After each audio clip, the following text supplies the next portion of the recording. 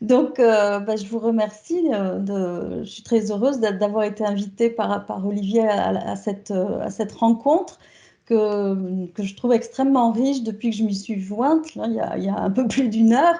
Puis je trouve effectivement que les personnes qui sont présentes là représentent une belle diversité culturelle et à laquelle je m'intéresse grandement. Vous allez le voir dans mon sujet.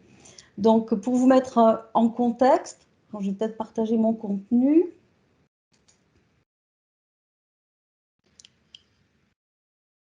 Est-ce que c'est partagé là? Alors,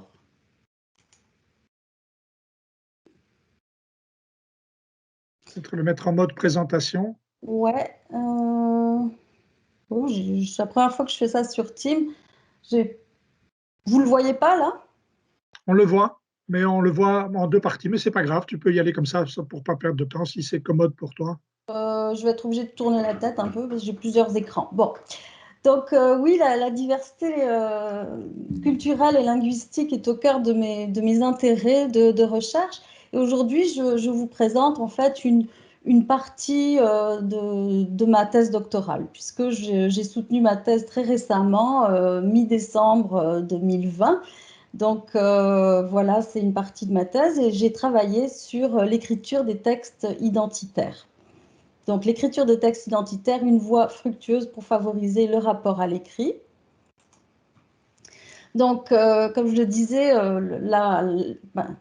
aujourd'hui, l'Assemblée qui est là représente une diversité culturelle et c'est très représentatif du Québec. Donc, la société québécoise est vraiment caractérisée depuis un certain nombre d'années par une grande diversité culturelle avec un nombre très important de personnes issues de l'immigration.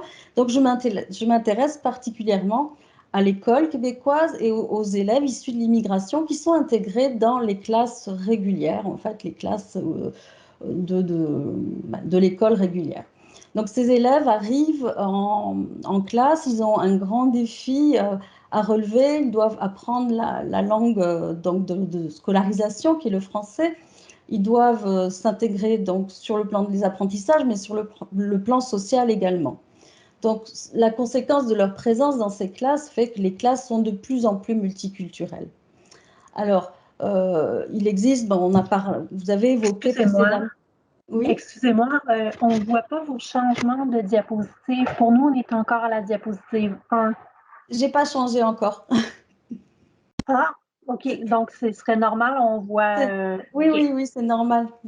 C'est beau, je suis désolée. Bonjour. Vous êtes sur le schéma? Oui. Non, on est Oui, sur votre titre. Ah, voilà. Et là? Même chose Même pour chose. l'instant. Juste fermer peut-être le fichier, le réouvrir, puis ça va prendre quelques secondes. On a eu cette même situation-là pour d'autres personnes tout à l'heure. Oui, je suis désolée. Je suis pas Non, trop mais... certaine en la matière. Bon, alors je vais essayer de fermer.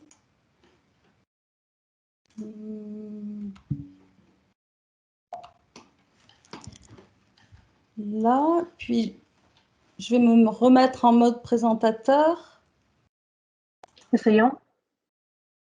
Est-ce que là, ça a l'air différent chez moi? Est-ce que ça fonctionne? Nous, on voit encore votre fenêtre de PowerPoint avec toutes les petits diapos sur la gauche. Est-ce que vous voulez que je fasse le partage? Oui, parce que je sais pas ce que je dois faire là. Je suis vraiment désolée. OK, je prends le relais. Vous me direz quand change. Donc moi, je ferme mon document.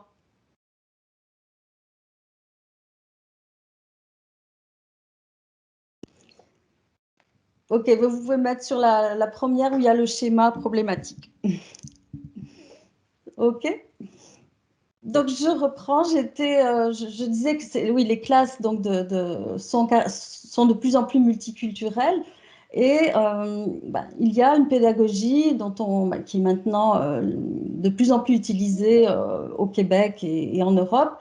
C'est la pédagogie interculturelle. Donc cette pédagogie qui vraiment favorise une ouverture aux langues et aux cultures, une construction sociale commune et une construction identitaire partagée, puisque on invite les élèves à faire part de leur richesse linguistique et de leur richesse culturelle.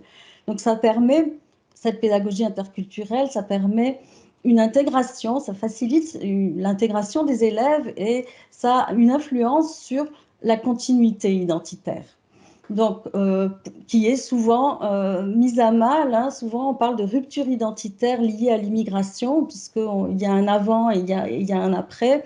Et chez les élèves en voie d'adaptation, cette période peut être difficile. Donc, la pédagogie interculturelle repose sur des principes qui visent à favoriser cette ouverture aux autres. Pour les élèves québécois, c'est également très riche, puisque ça amène une compréhension des autres cultures et donc une ouverture. Donc, vous pouvez changer. Donc, je me suis intéressée plus particulièrement donc, à l'expression identitaire à travers l'écriture de textes identitaires. Et là, dans ma présentation, je vais vous présenter le lien entre l'écriture de textes identitaires et le rapport à l'écrit. Donc, cette expression identitaire est également composée du rapport aux langues, au rapport à la langue maternelle et à la langue de scolarisation, les deux langues qui entrent en ligne de jeu hein, dans la vie des élèves issus de l'immigration. Dans l'écriture de textes identitaires, on peut permettre aux élèves d'utiliser également leur langue. Ils peuvent écrire les textes de façon bilingue s'ils ne sont pas tout à fait encore à l'aise avec le français. Donc, ça permet de construire une relation de confiance avec l'apprentissage de la langue d'enseignement. Donc, on peut passer. Donc, la question de recherche que j'ai retenue là pour ma présentation, en fait, j'ai mené cette thèse dans un contexte, dans une classe de 6e année primaire, et je me suis posé la question de savoir quels sont les effets de l'écriture de textes identitaires sur le rapport à l'écrit des élèves, de tous les élèves. Parce que ma recherche a vraiment une vision inclusive, qu'il s'agisse des élèves allophones et des élèves québécois. Donc, voilà. Donc, j'aborde le cadre conceptuel. Brièvement, les textes identitaires, qu'est-ce que c'est? Donc, il s'agit de récits de vie, de récits biographiques qui, selon les recherches, et puis vraiment fondés sur la pratique, favoriseraient une construction vraiment positive du rapport à la langue de l'école, donc au français, une construction également positive par rapport à la langue maternelle, donc qui offre aussi un cadre sécurisant sur le plan affectif, ce qui a des conséquences sur l'apprentissage et favoriserait l'intégration scolaire et sociale. Donc, comme Mintz et Early sont vraiment des chercheurs qui ont beaucoup travaillé, mais en contexte anglophone, sur les textes identitaires. Donc, j'ai relié l'écriture et les textes identitaires. Pourquoi l'écriture? Puisque l'écriture a un effet structurant sur le plan cognitif, sur le plan de l'apprentissage, mais également sur le plan de qui nous sommes. Car quand nous écrivons, nous choisissons hein, les mots que nous voulons utiliser, mobiliser. Ils sont révélateurs d'une part hein, de qui nous sommes. Donc, il y a une visée, un enjeu identitaire dans l'écriture. Les textes identitaires permettent, en mettant en forme sa propre histoire à travers son récit de vie, permettent de donner du sens à l'écriture. Donc, de donner un contexte signifiant pour les élèves dans le cadre de l'apprentissage de la langue, donc du français.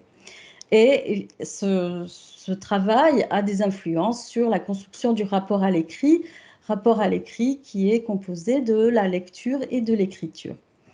Donc, le rapport à l'écrit, une définition brève, hein, c'est l'ensemble des significations construites par un individu à propos de l'écrit, de son apprentissage et de ses usages. C'est une définition partielle. Ce rapport à l'écrit porte sur différentes dimensions. J'en ai choisi 3. J'ai choisi la dimension affective du rapport à l'écrit, la dimension conceptuelle et la dimension praxéologique. Donc, la dimension affective, c'est toute notre relation, tous les sentiments, les émotions, les effets, les conséquences esthétiques que peuvent susciter chez nous une langue, le fait de parler une langue, de l'écrire et de la lire. Donc, tout ce qui est autour de l'affect, autour de la lecture et l'écriture, c'est la dimension affective du rapport à l'écrit. La dimension conceptuels, ce sont les concepts, les idées que nous avons par rapport à la lecture et l'écriture. Quels sont pour nous, à quoi ça sert la lecture, à quoi ça sert l'écriture, tout ce qui est fonction, hein, par rapport à l'apprentissage également.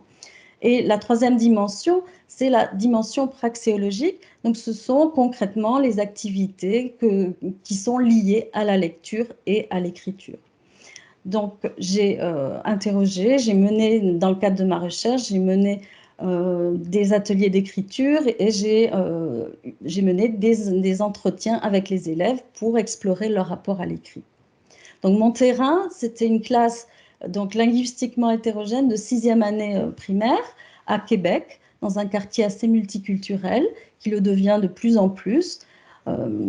J'ai fait un atelier par semaine pendant 4 mois, hein, de septembre à décembre, et j'allais dans la classe avec l'enseignante à raison de 2 heures par semaine. J'ai travaillé avec l'ensemble de la classe, hein, mais mon échantillon d'analyse a porté sur 8 élèves, sur 5 francophones et 5 allophones plurilingues. Il y avait davantage d'enfants issus de l'immigration, mais ils n'ont pas voulu participer à la recherche. Ils ont participé aux ateliers, ils ont écrit, ils ont lu, ils ont participé à tout ce qui se passait en classe, mais bon, les parents n'ont pas donné leur consentement. Donc, malheureusement, j'ai eu que 3 élèves plurilingues, allophones. Donc, les données recueillies, j'ai recueilli des textes, hein, les textes écrits dans le cadre des ateliers, donc 32 textes, 4 textes par élève. J'ai mené 16 entretiens semi-dirigés avec ces élèves, des entretiens donc, au début de l'expérimentation et à la fin, et 2 entretiens avec l'enseignante. Donc, les ateliers thématiques, ça a fait l'objet de 14 rencontres. Donc, la première rencontre, c'était la présentation du projet, où on a discuté, je leur ai donné l'état d'esprit de la recherche et du travail dans lequel on allait s'engager ensemble. Donc, une idée vraiment de partage et d'enrichissement mutuel. L'atelier 1 a porté sur comment on se salue dans différentes langues et écrire une lettre de présentation de son environnement, de son cadre de vie. L'atelier 2, ça a été un autoportrait. L'atelier 3, le récit de leur biographie langagière, donc leur parcours par rapport aux langues, leur relation aux différentes langues, que ce soit le français ou les autres langues qu'ils connaissent ou qu'ils aimeraient apprendre, tout ce qui est autour de l'apprentissage des langues. Et l'atelier 4, ça a été le récit de souvenirs d'enfance. Ensuite, j'ai terminé tous ces ateliers par une lecture partagée où tous les élèves ont choisi de lire les textes de leur choix. Et on a eu vraiment un très beau moment de partage. Et l'atelier de clôture, qui ne fait pas partie de mes analyses, ça a été des lectures de contes et on était proche de Noël. Et à cette occasion, il y a 2 élèves qui avaient écrit des contes et qui nous les ont lus. Et c'était c'était assez extraordinaire puisque on avait un élève qui vient du Népal et qui avait pas mal de difficultés scolaires et qui s'est lancé dans l'écriture d'un conte. Donc ça a été pas mal un cadeau de Noël pour l'enseignante et pour moi, c'était vraiment très beau. Donc voilà pour les rencontres. Donc pour l'analyse des données, Une minute. Une minute, j'ai presque fini. Donc l'analyse, j'ai surligné en rouge ce que je présente. Donc j'ai fait des entretiens sur le rapport à l'écrit et comme je viens de dire, sur les différentes dimensions affectives, praxéologiques et conceptuelles. Donc j'ai fait de l'analyse de contenu. Voilà. Donc les résultats, si je reprends ma question, quels sont les effets de l'écriture sur le rapport à l'écrit? J'ai eu, si je regarde la lecture, une évolution favorable chez 4 sujets, une évolution favorable, mais plus faiblement chez un sujet, puis une position qui n'a pas changé chez 2 sujets, et puis une évolution plutôt défavorable chez un sujet. Pour l'écriture, donc le tableau qui est en dessous, on voit aussi une évolution favorable, je dirais pour une majorité. Toujours le même sujet qui avait une relation un peu difficile à la lecture et l'écriture, qui a un petit peu évolué, mais peu. Un autre sujet qui est le 7, qui n'a pas changé, mais qui avait déjà une relation très forte à la lecture et à l'écriture. Et puis toujours le même sujet qui qui n'a pas changé de position, je dirais, mais qui était un bon élève, qui n'avait pas de difficulté, mais qui n'avait vraiment pas d'intérêt ni pour la lecture, ni pour l'écriture. Donc voilà, les textes identitaires. Alors, si je résume les grands axes du rapport à la lecture, qu'est-ce qui s'est dégagé? Un intérêt accru pour la lecture, une motivation accrue. J'ai amené beaucoup de livres, les élèves se sont vraiment intéressés à la lecture, le plaisir de partager, une meilleure découverte de l'autre, une meilleure connaissance de l'autre, puis une prise de conscience des différences aussi entre les élèves. Une prise de conscience des différences culturelles, ce qui n'était pas forcément évident, et aussi une identification de certains élèves par rapport à certains récits que j'ai amenés en classe sur l'immigration. Le rapport à l'écriture, également un intérêt accru, une motivation accrue, le plaisir vraiment exprimé fortement de parler de soi, de parler avec authenticité, un gain de confiance aussi en soi par rapport à l'apprentissage du français, une libération, un apaisement et une fierté par rapport au bagage linguistique. Tout ça est apparu dans mes données d'entretien. Donc, un effet affectif, un effet sur la dimension affective et praxéologique assez fort et moins fort sur la fonction et les représentations de l'écriture. Voilà. Donc ensuite, j'ai quelques extraits, mais je pense que je n'ai pas vraiment le temps. Donc en lecture et en écriture, où j'ai des témoignages sur les différents thèmes que je viens d'aborder. Donc si je dois terminer, je vais terminer là. Oui, merci. Je vous remercie. Merci. C'est vraiment intéressant.